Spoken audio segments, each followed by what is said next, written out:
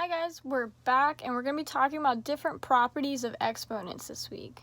So for today we're going to be talking about one property of exponents when we're dealing with multiplication. So this is multiplication property of exponents part 1. Okay. First we need to know the definition of power, which is any expression in the form of a to the n. So for an example, 5 to the 4th power would be a power, okay? So multiplying powers with the same base. This is the first property we're going to look at. So if we have the same base, which is a, okay, and we have different powers, okay, and they're being multiplied, right? You take the base, so you just take the base, and then you're going to add the exponents, and then you can solve. Okay, so I'm going to show you what that looks like right now in our together questions. So we have solve each expression. So we have 5 squared plus times 5 to the 3rd. Okay, so our base is 5, same base, so we take the base, and now we're going to add the exponents. So 2 plus 3. Okay, and let me zoom in. Okay, so now we just simplify. So 5, and then 2 plus 3 is 5. So we have 5 to the 5th. So 5 to the 5th power, again, you can just get your calculator. You type 5 to the 5th equals 3,125. Okay, so that's our answer for that one. Next, we have 3 to the 0 times 3 to the 2nd times 3 to the 3rd. So our base is 3. Then we have 0 plus 2 plus 3. Okay, so we need to solve this now. So I know that it's 3, and then 0 plus 2 is 2, plus 3 is what? 5. So we have 3 to the 5th. I plugged that into my calculator, and you should get 243. Okay, next one. These are a little bit different, so we're missing a variable. So we have 2 squared times 2 to the x power is equal to 2 to the 11th. Okay, so we're missing, we're going to be solving for this x. So we know that we add the exponents here to get this. So what I can do is I can do x is going to be equal to 11 minus 2. Okay, so I know that x is equal to 9. Okay, so 2 squared times 2 to the 9th is going to be 2 to the 11th power. So that's all we're solving for here. Okay, the next one we have 1 to the negative 5th times 1 to the x power is equal to 1 to the 6th. So again, we're going to be solving this by taking the power that it's equal to. So 6 minus, we have negative 5. Negative 5. Okay, this turns into x is equal to 6 plus 5. Negative and a negative right by each other. Okay, so 6 plus 5, again, 11. So x is equal to 11. Okay, let's move on to question number 2. We're simplifying each expression. So we have x squared times y to the 3rd times x to the 4th. Okay, so we're only going to be doing that with what we were just doing with same exponents. So we have x and an x, right? So I take I'm going to take their same base, which is x, and then I have 2 and 4. So 2 plus 4. Okay, times, we have one with a y, so y to the 3rd. Now, there's no other exponent for anything with y, so we're just going to leave it like that. So now we're just simplifying. 2 plus 4 is 6. We have x to the 6th.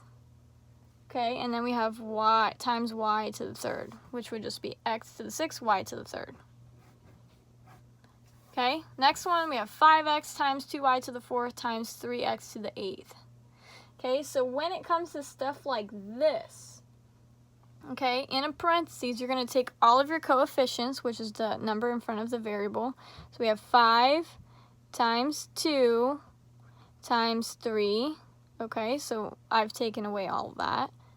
Okay, then we are going to multiply it by x's. So I have x here and x here, so I take the base, and I have a power of 1, and then I have a power of 8 there. Now I have y, to the 4th. Okay? So 5 times 2 is 10, times 3 is 30, so we have 30. And then we have x, and then 1 plus 8 is 9. And then we have y to the 4th. Okay? That would be your answer. Next we have x squared times y squared times 7x. Okay, so we know we take the coefficient, which is 7. Right? There's no other coefficients. Then we have x and x here, and then we have 1 plus 2. Then we have y, and it's just squared. Okay, so that's an x.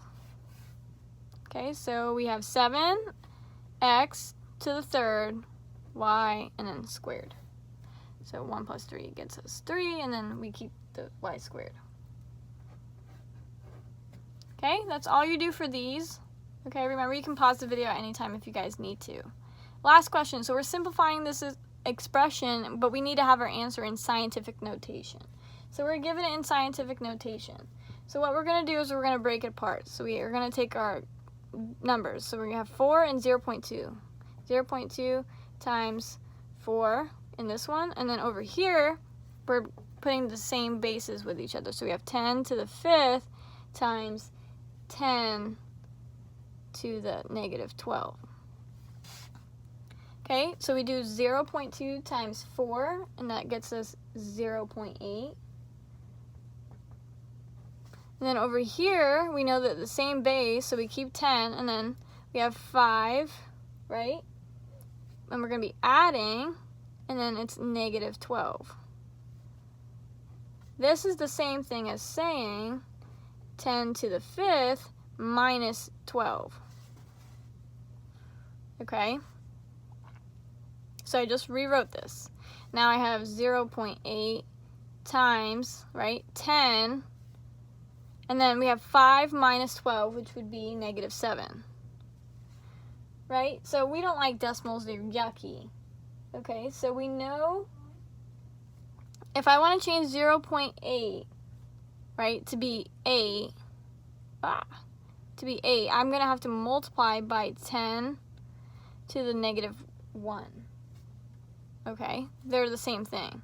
So I can change this to 8 times 10 to the negative 1 times 10 to the negative 7. Again, now I have like terms, right? So I have 8 times 10 is our base, and then we have negative 1 plus the negative 7, which is the same thing as saying 8 times 10 to negative 1 minus 7. Negative 1 minus 7 is negative 8. So we have 8 times 10 to the negative 8. That would be our answer. Okay?